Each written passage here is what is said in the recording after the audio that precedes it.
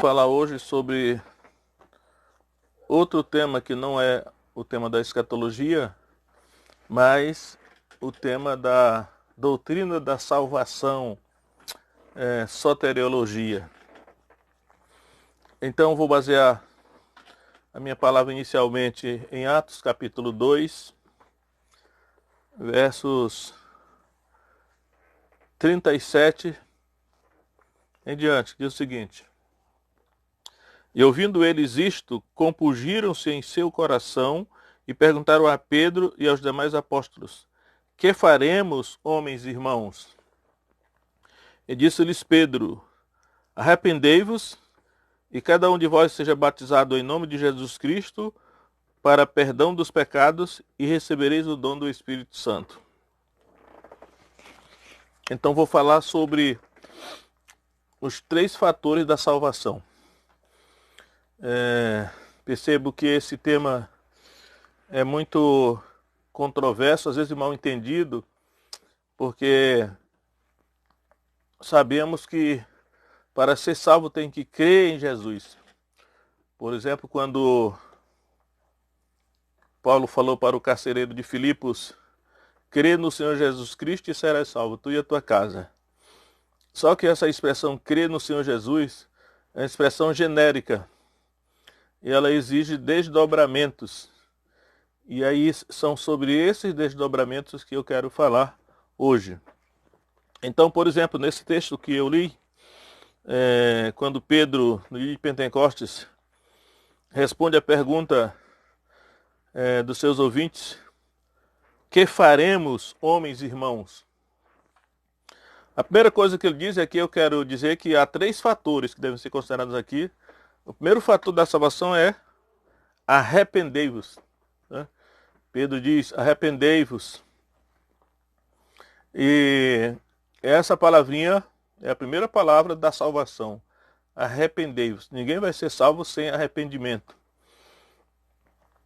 Essa palavrinha, aqueles que têm familiaridade com esse tema, sabem que no grego é a palavra metanoia.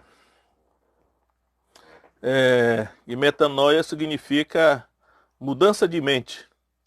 Naturalmente, quando nós mudamos a mente, a maneira de pensar, também mudamos a maneira de agir. Então, Pedro disse: arrependei-vos, a primeira coisa. Se nós retornarmos um pouco, por exemplo, em Mateus capítulo 3, João Batista, ele começa a sua pregação dizendo a mesma coisa: arrependei-vos, porque está perto o reino dos céus. E no capítulo 4 de Mateus, Jesus também começa a sua pregação dizendo a mesma coisa: arrependei-vos, porque o reino dos céus está próximo. Então, arrependimento. E arrependimento significa uma mudança de mente, uma mudança na maneira de pensar. Só que essa questão da mudança na maneira de pensar, e aí entra aqui uma polêmica, que eu não vou querer entrar nessa polêmica, mas só esclarecer, que é necessário para entender essa doutrina, é que antes de ser exigido o arrependimento da parte destes ouvintes aqui no dia de Pentecostes, houve uma outra coisa, que no verso 37 ele diz: ouvindo eles isto, eles ouviram o sermão de Pedro no dia de Pentecostes. Então, eles ouviram Pedro pregar. É por isso que Paulo vai depois dizer em Romanos 10:17 que a fé vem pelo ouvir. Eles ouviram a pregação. E aí a expressão que se segue é: compungiram-se em seu coração.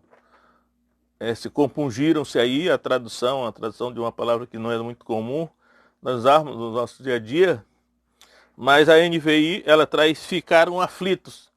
Ficaram aflitos. Ou seja, mediante a pregação de Pedro, quando eles ouviram a pregação, aconteceu alguma coisa nas suas emoções, nos seus sentimentos, ficaram aflitos. E aí nós temos que entender que houve uma ação do Espírito Santo. Em João 16, Jesus falou assim: quando o Espírito Santo vier, ele convencerá o mundo do pecado, da justiça e do juízo. Por isso que, às vezes, o conceito de evangelização inclui pregar o evangelho no poder do Espírito Santo. O Espírito Santo agiu. Antes disso, né? O Espírito Santo os convenceu. Eles ficaram, como normalmente se diz, sob profunda convicção de pecados. Eles ficaram aflitos. A grande confusão que acontece é porque, às vezes, pensamos que, pelo fato do Espírito Santo ter agido ao convencer do pecado esses ouvintes judeus, pensamos que por causa disso as pessoas já receberam o Espírito Santo, mas não é o caso. O Espírito Santo agiu pelo lado de fora. A Bíblia diz que as pessoas estão com o seu entendimento entenebrecidos, ou seja, cheio de trevas. Paulo também vai dizer depois que o homem natural não compreende as coisas do Espírito de Deus porque lhe parecem loucura. De maneira que antes deles ficarem aflitos ou ficarem sobre essa... ficaram aflitos ou compungiu-se-lhes o coração, houve uma ação do Espírito Santo iluminando a mente deles, convencendo-os do pecado. As suas emoções foram afetadas. É por isso que eles reagiram dessa maneira. Que faremos, varões e irmãos? Então a primeira coisa é arrependimento. E uma outra coisa que é necessário dizer nesse ponto é que, creio eu, à luz de outros textos, que esse convencimento do Espírito Santo, ele pode ser resistido, né? Eu creio que o Espírito Santo pode ser resistido. Por exemplo, eu quero ver aqui, ainda no livro de Atos, capítulo 7,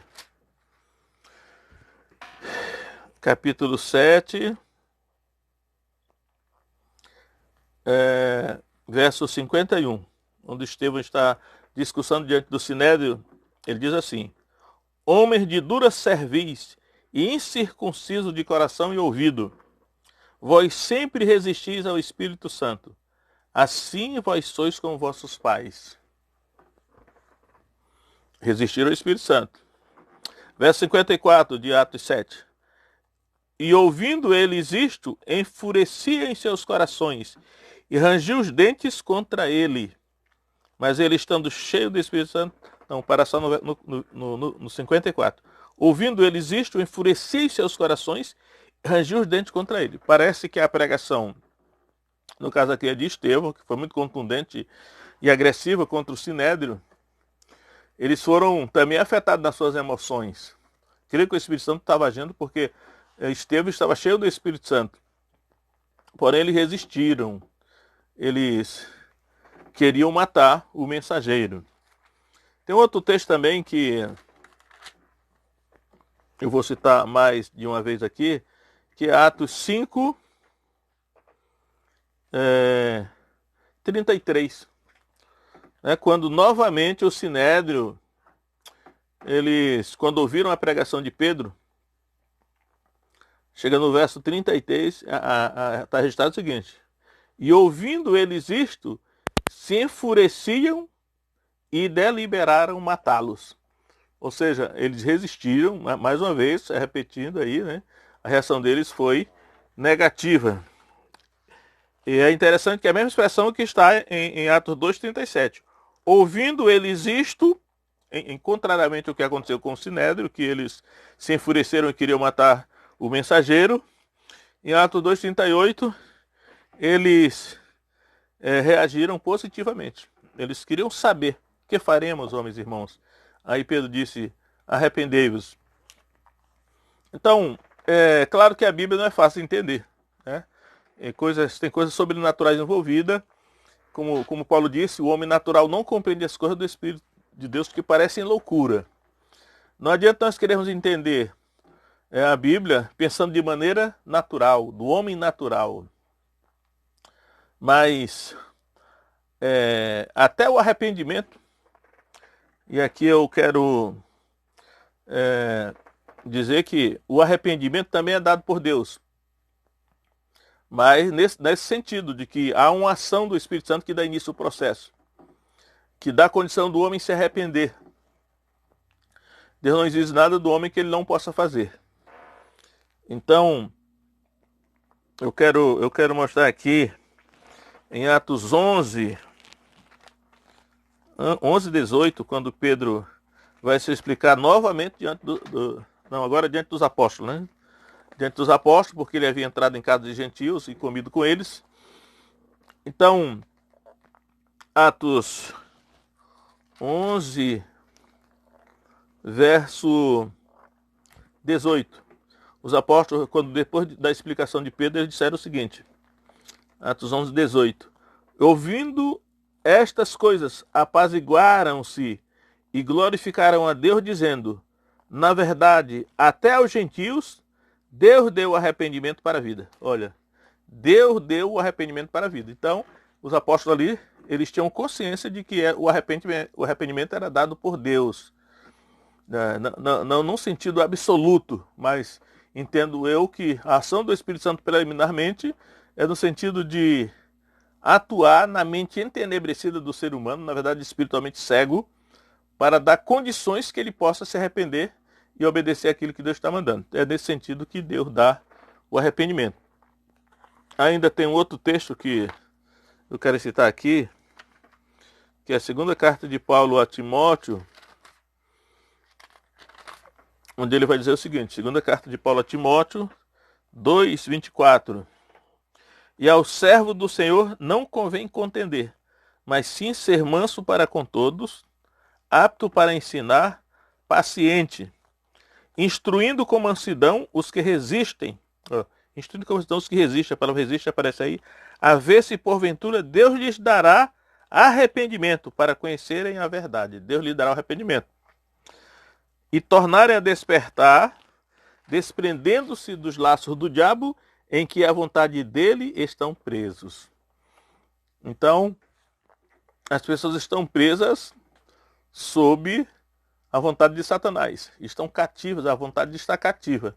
Mas Deus dá o arrependimento nesse sentido, de que o Espírito Santo age sobre a mente humana, abrindo os seus olhos, creio que iluminando o seu entendimento, porque de repente a pessoa entende coisas que ela não entendia antes, e da condição dela obedecer a Deus se arrependendo. Por isso que eu sempre digo que evangelizar sem que o Espírito Santo esteja no processo é totalmente inútil, porque não haverá uma resposta da parte dos ouvintes. Pode até haver uma adesão, dependendo, né? As pessoas podem aderir, mas não haverá nada de sobrenatural, não haverá arrependimento. Então, a primeira palavra da salvação é arrependimento. A mudança de mente. E aí eu quero falar agora sobre a segunda palavra da salvação. Tudo isso, o significado de crer no Senhor Jesus Cristo e serás salvo. E tem esses três fatores que eu estou falando aqui. E é importante porque se um dos fatores estiver faltando, nós temos que colocar em dúvida se a pessoa realmente será salva. Eu vejo que na boa vontade, mas na ignorância também, muitas vezes nós dizemos, só crê em Jesus, levante o olho, você está salvo. Mas não mencionamos que a pessoa tem que se arrepender. Aí a pergunta é, ela está salva mesmo? Então vamos, o segundo fator da salvação. Pedro disse, arrependei-vos, Atos 2:38. Em seguida ele diz, e cada um de vós seja batizado em nome de Jesus Cristo para perdão dos pecados. Isso aqui é o segundo fator. Agora, cada um de vós seja batizado em nome de Jesus Cristo. Eu chamo a atenção para a expressão em nome de Jesus Cristo, porque na sequência do livro de Atos, geralmente quando alguém é batizado, ele é batizado em nome do Senhor Jesus Cristo. É difícil de entender porque Mateus 28 diz que quando Jesus disse batizando em nome do Pai, do Filho e do Espírito Santo, mas os apóstolos que ouviram essa ordem de Jesus, eles entenderam que o significado era batizar em nome do Senhor Jesus Cristo. E tem uma certa coerência nisso porque o nome do Pai batizando em nome do Pai. O nome do Pai é declinado no Antigo Testamento, o nome do Pai é Jeová. O nome do Filho é declinado no Novo, é Jesus. E o nome do Espírito Santo, até onde eu sei, não aparece na Bíblia. Nós não sabemos qual é o nome do Espírito Santo. E em termos de aliança, porque o batismo, na verdade, é a realização de uma aliança, o nome próprio deve ser invocado, o nome próprio da divindade. Então, por exemplo, não é batizar em nome do Pai, do Filho e do Espírito Santo, só são títulos. Mas é batizar, no caso aqui, o nome do Filho. O nome do Filho é Jesus. Então, se batizarmos em nome de Cristo, já está errado, porque Cristo é um título, não o nome próprio do Filho de Deus. O nome próprio dele é Jesus. Então, eu não vou citar os textos aqui, mas é só você conferir todos os batismos que foram realizados no livro de Atos. Alguns registram que foi no nome de Jesus. Algumas vezes aparece no nome do Senhor, né? Mas no nome do Senhor Jesus Cristo. Outros aparecem assim. Aí ele diz aqui: arrependei-vos, cada um de vós seja batizado em nome de Jesus Cristo para perdão dos pecados. Essa palavrinha perdão, o sentido dela no grego é normalmente remissão. Essa é a palavra remissão, é aqui a palavra provavelmente mais correta. Mas como a palavra remissão não é muito entendida em português, geralmente, em grande parte, se traduz por perdão. Mas o correto é remissão, que seria mais ou menos o sinônimo de perdão. Então, se nós formos olhar para o texto mesmo, Pedro está dizendo assim: arrependei-vos, cada um de vós seja batizado em nome de Jesus Cristo, para perdão dos pecados. Ou seja, os pecados são perdoados nesse segundo fator. Entendemos que quando a pessoa é batizada, e entendo eu que quando ela é batizada, ela firmou a aliança, então aí acontece o perdão dos pecados. Por isso que é muito importante o batismo, é um assunto que eu tenho me debruçado já há muito tempo, e percebo que é um assunto mal entendido, a questão do batismo. Porque nós percebemos que no livro de Atos, todos os batismos que são realizados no livro de Atos, são imediatamente após a pessoa confessar que crê em Jesus. A gente vê claramente que há uma urgência no batismo. Assim, naquela mesma hora da noite, apesar de que tem a perseguição, naquele mesmo dia, há uma urgência no batismo. E eu percebo que há um certo mal entendimento por parte de alguns, porque eu tenho encontrado algumas pessoas e aí eu digo assim: você é crente? Sou. Já se batizou? Não. Aí eu digo: então você não é crente, porque você não fez aliança. Existe um rito na salvação. E esse rito inclui essa aliança firmada no batismo. Então ele diz: para perdão dos pecados ou para remissão dos pecados. É o segundo fator. Então a urgência que existe em a pessoa se batizar é porque enquanto a pessoa não se batiza, há uma certa luz que vem nessa direção de que ela ainda está sob a autoridade de Satanás.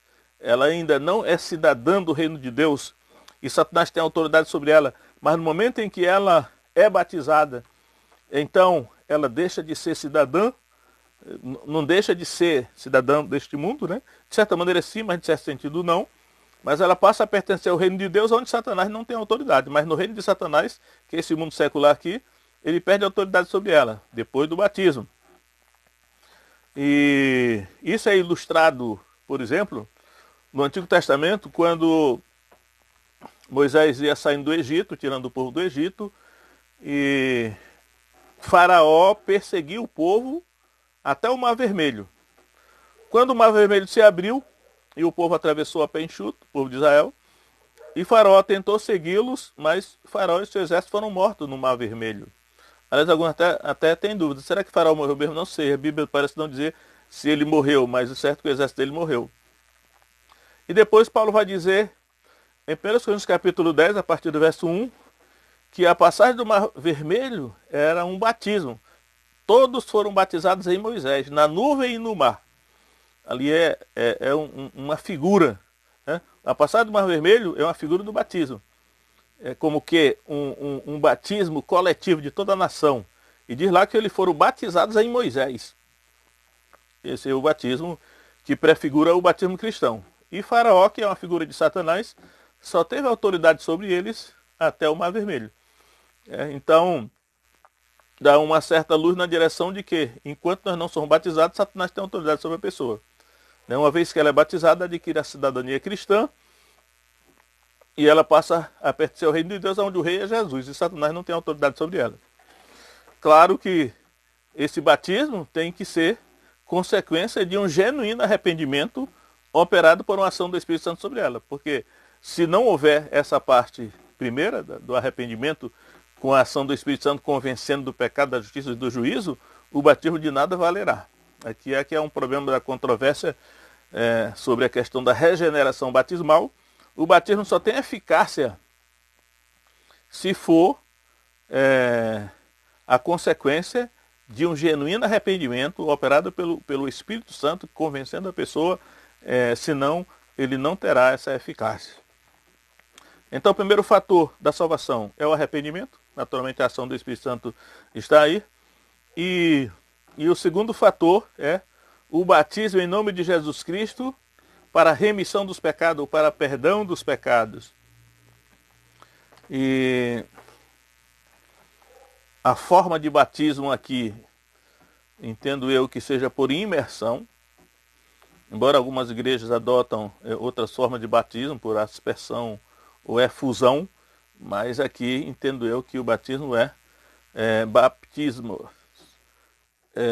mergulhar o corpo totalmente na água, um simbolismo de um sepultamento. Agora vem aí a terceira, aí é que é a questão do entendimento da salvação, porque parece que acabou tudo, né? Já está tudo certo agora, não precisa de mais nada. Porém precisa porque o texto diz. Aí diz aí, o terceiro fator da salvação. Ainda no verso 38 de Atos 2 diz: e recebereis o dom do Espírito Santo. Ora, e recebereis o dom do Espírito Santo, e eu sei que aí essa é uma controvérsia teológica muito grande, uma polêmica muito grande, mas não podemos fugir do que está escrito. E recebereis o dom do Espírito Santo. Apesar de que o Espírito Santo já agiu inicialmente, convencendo a pessoa, ele deu início ao processo, mas agora ele fala, recebereis o dom do Espírito Santo. Receber o dom do Espírito Santo é receber o próprio Espírito Santo. O Espírito Santo vem morar, ele vem habitar no corpo do crente, no corpo daquela pessoa que foi convertida. E essa questão esse terceiro fator aqui é importante. Eu tenho dito que se o primeiro fator, arrependimento, se não houver arrependimento, a pessoa estará salva. Segundo fator, seja batizado em nome de Jesus Cristo. Se faltar esse fator aqui, estará salva. Pode ser que não. E aí vem o terceiro fator. E receber o do Espírito Santo. Se a pessoa não receber o Espírito Santo, depois Paulo vai dizer em Romanos 8, ele vai dizer, se alguém não tem o Espírito de Cristo, esse tal não é dele. Então, aí o recebimento do Espírito Santo, observe o seguinte, que apesar de que o Espírito Santo age convencendo o homem do pecado, da justiça e do juízo, mas a resposta é do homem. O homem que deve se arrepender, uma vez que o Espírito Santo o convence disso. O batismo nas águas aí também é uma ação humana, né? É o ser humano que decide se batizar ou não. Ou então ele decide resistir ao Espírito Santo, ou desobedecer à ordem de Jesus. Agora, o recebimento do Espírito Santo não é o homem que decide, né? Não é o que decide. É essa terceira parte aí que, na verdade, é a promessa de Deus, que essa questão da promessa ele vem falando desde Lucas 24, depois no capítulo 1 de Atos ele fala a promessa do Pai, né? E no verso 33 do capítulo 2 ele ainda diz o seguinte, de sorte que exaltado pela destra de Deus, e tendo recebido do Pai a promessa do Espírito Santo, derramou isto que vós agora vedes e ouvis. E agora no verso 39 ele diz, porque a promessa vos diz respeito a vós, a vossos filhos, a todos que estão longe, a tantos quantos Deus nosso Senhor chamar. Então a promessa do Pai é dar o Espírito Santo, aqueles que cumprem as condições, né? E é Deus que dá o Espírito Santo. E aí vem ver, a hora que ele dá, como é que ele dá. Eu creio que Deus examina o coração humano e quando ele percebe que ele preencheu as condições de fé, né, então é Deus que dá o Espírito Santo. Por isso João Batista diz que Jesus, quando viesse, ele batizaria no Espírito Santo. Agora, eu vou avançar um pouco mais aqui no livro de Atos para mostrar que não é só esse texto que ensina isso. Por exemplo, o próprio Pedro, em Atos 3,19, num outro sermão que ele prega diante do povo ali, vai dizer a mesma coisa que Atos 2,38, só que ele vai dizer com outras palavras. Aí que a gente tem que entender a Bíblia, que ela usa de sinônimos. Usa palavra diferente para descrever o mesmo fenômeno. E muitas pessoas às vezes se confundem porque as palavras são diferentes, mas eu entendo que Atos 3,19 é a mesma, é a repetição de Atos 2,38, só que ele usa outras palavras. E aí vamos lá. Atos 3,19. Arrependei-vos, está lá em Atos 2,38. Arrependei-vos é a primeira palavra. Bem, aí vem. Arrependei-vos, pois, e convertei-vos. Convertei-vos para que sejam apagados os vossos pecados. Ora, convertei-vos para que sejam apagados os vossos pecados, creio eu, é a mesma coisa que ele disse, e cada um de vós seja batizado em nome de Jesus Cristo para perdão dos pecados, ou remissão dos pecados. Aqui ele substitui o ser de batizado, cada um de vós seja batizado, ele substitui por convertei-vos. Porque o efeito é o mesmo. Aqui ele usa para que sejam apagados os vossos pecados. Lá ele diz para que os vossos pecados sejam perdoados ou remidos. Para remissão dos pecados ou perdão dos pecados. Aqui ele diz apagados. Ele está usando uma expressão diferente para definir o mesmo fenômeno. E a terceira parte é: e venham assim os tempos de refrigério pela presença do Senhor. Esses tempos de refrigério pela presença do Senhor é a presença do Espírito Santo, é o receber o Espírito Santo para habitar no crente, que depois o Paulo vai dizer lá em 1 Coríntios 3,16 e 6,19, porventura não sabeis que o vosso corpo é o templo do Espírito Santo, que habita em vós, da parte de Deus? Então, percebemos que aqui os três fatores da salvação estão presentes aqui, em Atos 3,19 também. E ainda, mais um texto aqui, em Atos 6, não, Atos 5, Atos 5,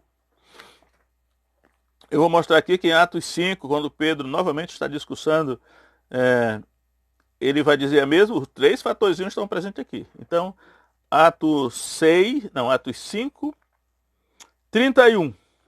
Pedro está falando para o Sinédrio aqui de novo, diz aí. Atos 5, 31. Deus com a sua destra o elevou a príncipe e salvador, ou seja, Jesus. Agora vejam, para dar a Israel o arrependimento. A primeira palavrinha está aí. Para dar a Israel o arrependimento. Então, arrependimento que aparece em Atos 2,38, em 3,19 e agora em 5,31. Para dar a Israel o arrependimento. Novamente aparece essa implicação de que é Deus que dá o arrependimento. Aí vem. E a remissão dos pecados. A remissão dos pecados é o segundo fator, porque vemos que a remissão dos pecados acontece lá em Atos 2,38, depois que eles são batizados em nome de Jesus Cristo, cada um de vocês para a remissão dos pecados. Em Atos 3,19 aparece também a remissão dos pecados, apagados os vossos pecados, né? E aqui só está a remissão dos pecados. Então, esses dois fatores estão aí.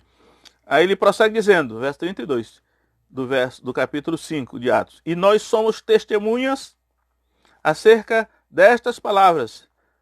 Nós e também o Espírito Santo que Deus deu àqueles que lhe obedecem. Aí, Deus deu o Espírito Santo àqueles que lhe obedecem. Eu até pensava que esse versículo aqui significava anteriormente, Deus dá o Espírito Santo àqueles que lhe obedecem. Mas eu pensava assim, mas obedecem em quê? Obedecem em tudo? Eu acho muito pesado, mas agora eu entendo que quando ele diz assim que Deus dá o Espírito Santo àqueles que lhe obedecem, Deus dá o Espírito Santo àqueles que obedecem aquilo que ele já tinha dito antes, que é o arrependimento, arrependei-vos, a pessoa obedeceu a isso. Cada um de vós seja batizado em nome de Jesus Cristo, para perdão dos pecados, ela obedeceu também a isto. Aí Deus dá o Espírito Santo, que é o terceiro fator. Terceiro fator da salvação, que é arrependimento, ser batizado em nome de Jesus Cristo para perdão dos pecados Receberei o dom do Espírito Santo. Receberei o Espírito Santo. Então eu vou dar só a introdução deste assunto, que ele é bem mais extenso. Eu sei que surgem várias dúvidas. Tem outros textos que falam algumas outras coisas, mas eu pretendo, na sequência, talvez amanhã, abordar essas dificuldades que naturalmente surgem no assunto como esse. Vamos parar por aqui hoje. Que Deus abençoe cada um de vocês, né? E para sair dessa, tenho visto muitas heresias fazendo as pessoas acreditarem em coisas que não são verdadeiras. Talvez a pessoa que está pregando está até bem intencionada, mas ela não está entendendo realmente o que é o Evangelho, né? E aí eu digo para vocês que é isso aí. Então tome posse e se certifique de que você realmente está cumprindo as condições da salvação, que é realmente fé. Fé em Jesus. Mas a fé em Jesus, que ela se desdobra nesses atos de obediência que aparece aí. É puramente fé. E a pessoa será salva pela fé, mediante esses fatores que eu disse. Que Deus abençoe vocês, em nome de Jesus.